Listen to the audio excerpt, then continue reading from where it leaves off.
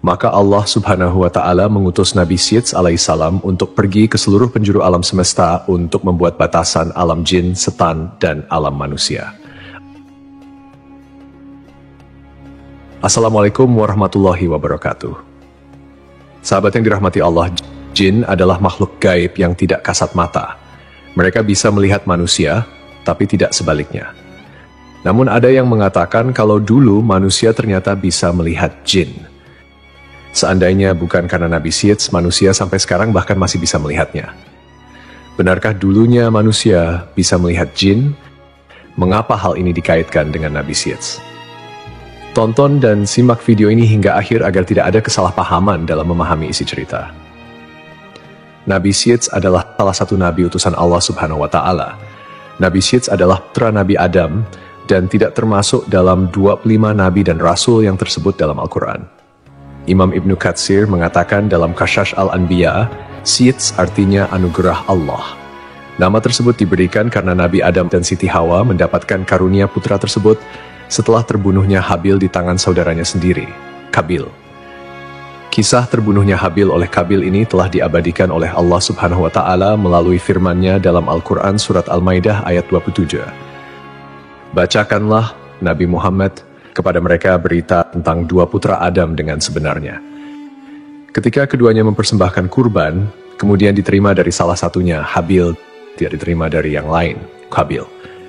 Dia, Qabil, berkata, sungguh aku pasti akan membunuhmu. Dia, Habil, berkata, sesungguhnya Allah hanya menerima amal dari orang-orang yang bertakwa. Qabil bisa disebut sebagai awal mula angkara murka di muka bumi setelah Nabi Adam alaihissalam diturunkan ke dunia. Karena perbuatannya itu, Qabil harus menanggung dosa yang terus mengalir sampai hari kiamat. Rasulullah Shallallahu Alaihi Wasallam bersabda, tidaklah dibunuh satu jiwa dengan zalim, melainkan dosa pembunuh itu akan ditanggung pula oleh anak Adam yang bernama Qabil, karena dialah yang pertama memberi contoh pembunuhan. Hadis riwayat Bukhari dan Muslim. Hal senada juga disampaikan Rasulullah Shallallahu Alaihi Wasallam, barang siapa memulai perkara baik yang disyariatkan maka baginya pahalanya dan pahala orang yang mengikutinya sampai terjadinya hari kiamat. Dan barang siapa yang mulai perkara jelek maka baginya dosanya dan dosa orang yang mengikutinya sampai terjadinya hari kiamat. Hadis riwayat Muslim.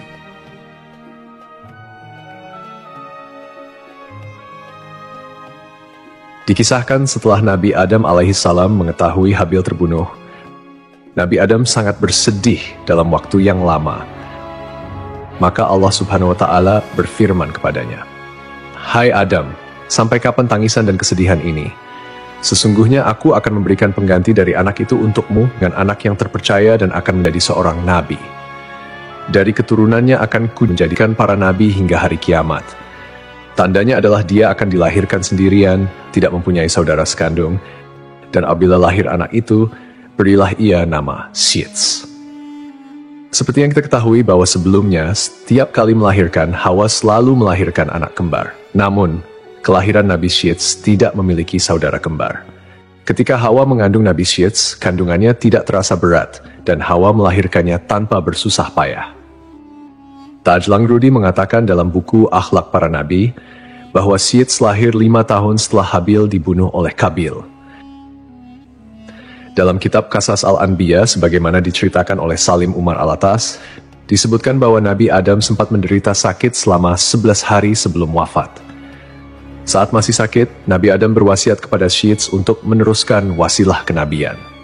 Syeds menerima beberapa wasiat dari ayahnya, termasuk perintah untuk memerangi Qabil yang durjana. Nabi Adam juga memberitahukan kepada Syeds tentang akan terjadinya topan dan kehancuran alam.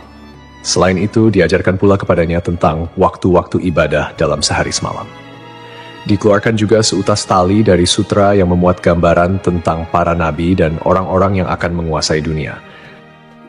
Tali tersebut diturunkan kepada Adam dari surga dan diberikannya kepada Syeds untuk dilipat dan disimpan di dalam tabut, sejenis peti yang harus terkunci.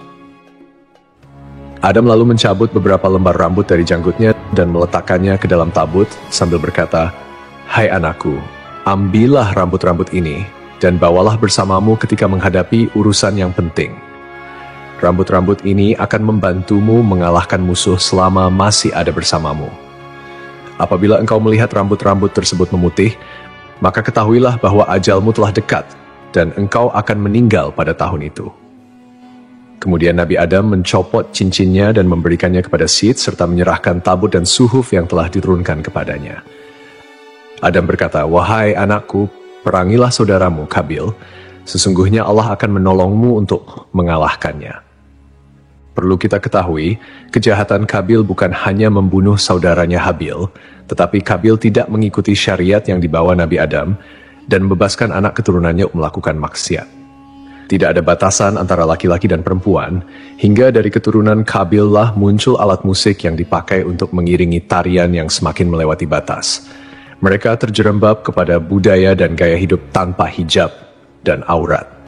Maka terjadilah perlakuan-perlakuan layaknya binatang. Tidak ada budaya malu, yang ada adalah perasaan bangga tatkala mampu melakukan hal yang tidak biasa. Jiwa mereka terpenjara dalam buaian hasrat untuk mendapatkan kepuasan. Para ulama mengatakan bahwa inilah saat awal mulanya zina. Demikianlah wasiat terakhir yang disampaikan oleh Adam kepada anaknya Syed. Diriwayatkan semenjak Adam diturunkan ke bumi, dia hidup berumur 1000 tahun. Wahab bin Munabih mengatakan, ketika Adam meninggal, Syed telah berusia 400 tahun.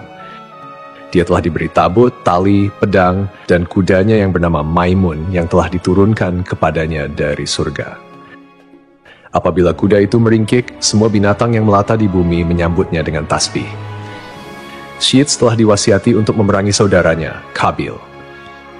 Dia pergi untuk memerangi Kabil, dan akhirnya perang itu pun berkecamuk. Itulah perang pertama yang terjadi antara anak-anak Adam di muka bumi. Dalam peperangan itu, Syed memperoleh kemenangan dan dia menawan Kabil. Kabil sebagai tawanan berkata, "Wahai Syed, jagalah persaudaraan di antara kita." Lalu Syed menjawab, "Lalu kenapa kau tidak menjaganya? Engkau telah membunuh saudaramu, Habil." Jawaban Syed pun sangat logis dan penuh dengan pertanyaan moral. Kenapa kau tidak menjaganya? Pertanyaan yang menyinggung kontradiksi antara kata-kata dan tindakan Kabil. Ini menggambarkan bagaimana dosa dan kejahatan dapat merusak hubungan persaudaraan, dan juga menggambarkan kedalaman rasa bersalah atau mungkin penyesalan yang dihadapi Kabil jika dia sampai menyadari kesalahannya. Kemudian Kabil ditawan oleh Syed, kedua tangannya dibelenggu di atas pundaknya, dan dia ditahan di tempat yang panas sampai meninggal. Anak-anak Kabil bermaksud menguburkannya. Tiba-tiba iblis datang kepada mereka dalam rupa malaikat. Iblis berkata kepada mereka, "Jangan dikubur di dalam bumi." Iblis membawakan 2 batu hablur yang telah dilubangi tengah-tengahnya. Dia menyuruh mereka memasukkan Kabil ke dalam ruang antara 2 batu hablur itu, memakaikannya pakaian terindah dan meminyakinya dengan ramuan-ramuan tertentu, sehingga dia tidak akan mengering. Lalu iblis menyuruh mereka menyimpannya di sebuah rumah. Diletakkan di atas kursi yang terbuat dari emas dan memerintahkan kepada setiap orang yang masuk ke rumah itu untuk bersujud kepadanya sebanyak 3 kali. Iblis memerintahkan kepada mereka untuk merayakan upacara setiap tahun untuknya dan berkumpul di sekitarnya. Kemudian iblis mewakilkan urusan ini kepada setan. Setan itulah yang kemudian berkomunikasi dengan mereka sehingga manusia terus-menerus sujud kepada Kabil. Sementara Syed setelah dia menunaikan tugasnya memerangi Kabil, pulang ke negeri Hindi, India, Syed terus melanjutkan tugasnya sebagai nabi dan pemimpin spiritual keturunan Adam yang taat kepada Allah. Nabi Syed dipercaya melanjutkan dakwahnya untuk mengajarkan tauhid dan hukum-hukum Allah kepada manusia.